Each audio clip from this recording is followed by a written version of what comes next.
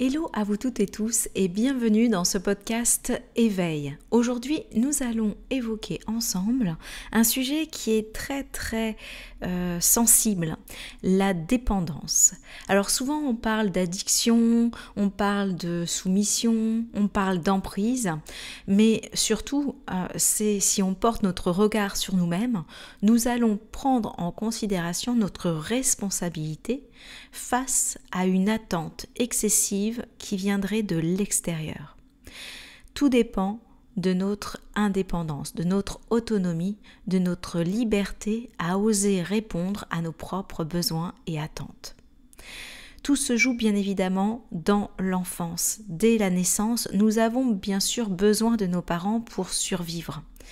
Il arrive à un moment donné où dans certains traumatismes, blessures de l'enfance, blessures de rejet ou d'abandon, on va devenir dépendant de l'attention de nos parents, de l'amour qu'ils nous portent, de l'intérêt qu'ils ont pour nous.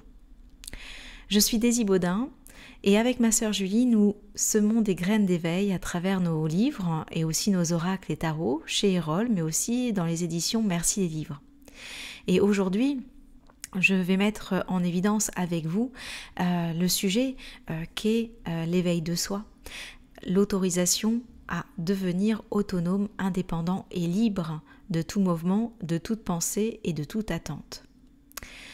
Au-delà des mots, j'accompagne les personnes à se retrouver et à s'épanouir, à oser pleinement être soi et à se libérer des entraves, des peurs, des croyances, des conditionnements qui étouffent votre lumière. Mes séances allient le féminin sacré, la libération émotionnelle avec des techniques de mouvement oculaire telles que l'EMDR, mais aussi de la sophrologie et je suis aussi dans tout ce qui est médiumnité et donc guidance médiumnique. Tout ça pour vous permettre d'avancer pas à pas vers votre éveil, mais surtout votre liberté intérieure, votre confiance, votre bonheur et votre sérénité. Aujourd'hui, en évoquant le sujet de la dépendance, on a mis en évidence aussi le lien avec tout ce qui est soumission, emprise, attente excessive de quelque chose qui viendrait de l'extérieur et qui pourrait nous sauver, nous apaiser, nous permettre une certaine sécurité. La sécurité qui vient toujours de l'extérieur est une sécurité illusoire. Et la vie va vous confronter à vivre de l'insécurité, puisque la vie est faite de mouvements. Elle est faite d'instabilité, de défis, parfois d'inconfort qui viennent justement ébranler cette sécurité pour vous permettre de retrouver par vous-même l'équilibre et donc retrouver votre sécurité intérieure. Lorsque l'on est dans l'enfance confronté à des blessures importantes, à des traumatismes, qui viennent mettre à mal notre stabilité profonde, notre sécurité intérieure, qui ne permet pas de construire cette sécurité, eh bien nous allons croire et nous allons dépendre des gens à l'extérieur.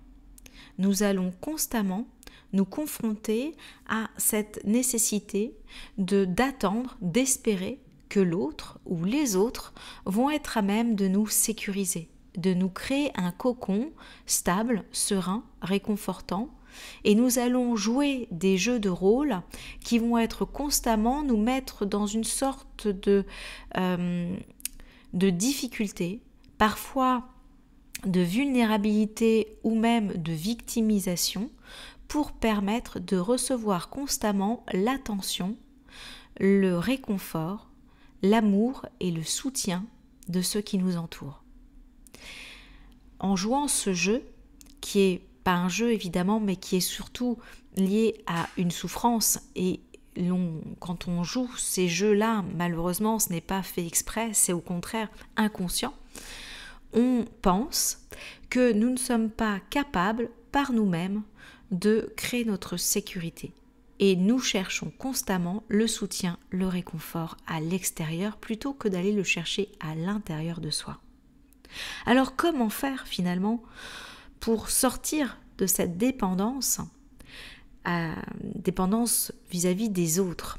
Eh bien, le plus important va être de prendre conscience déjà de notre dépendance, de notre soumission, de notre emprise ou de l'emprise que les autres ont sur nous parce que nous leur autorisons à avoir un pouvoir de sérénité ou d'inconfort ou de stress. Pour sortir de tout ça, il va être nécessaire de reprendre votre pouvoir, de retrouver votre confiance intérieure et de prendre profondément une stabilité, d'ancrer cette stabilité avec une belle estime de vous-même.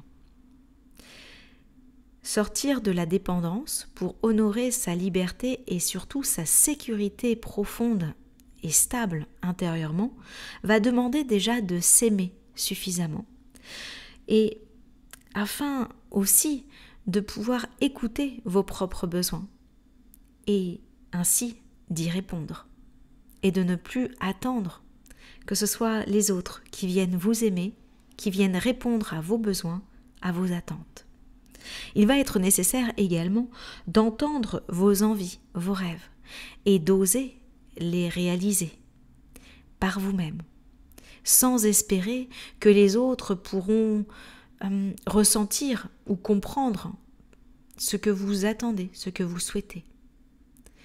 Autrement, vous recherchez toujours un sauveur à l'extérieur de vous, alors que vous êtes capable, par votre pouvoir, par vos manifestations, par vos actions, de manifester effectivement vos rêves, de les réaliser et de prendre le pli de constamment être votre déesse intérieure, votre roi intérieur dans votre royaume personnel.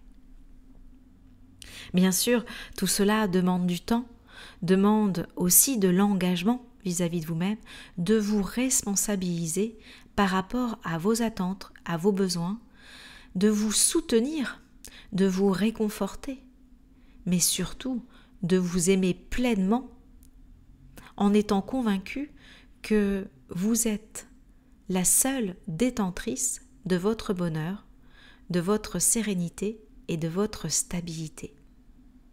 En reprenant votre pouvoir, vous vous éloignez de cette croyance que les autres savent mieux que vous ce qui est nécessaire, que les autres peuvent à tout prix répondre à vos attentes, alors qu'ils sont comme vous, ils doivent déjà répondre à leurs propres besoins, à leurs propres rêves et devenir autonomes pour leur propre vie.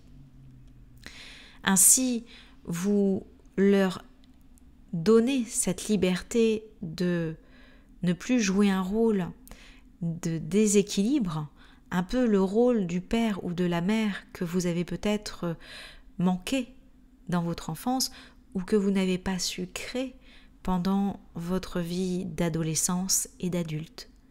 Chacun doit reprendre sa place.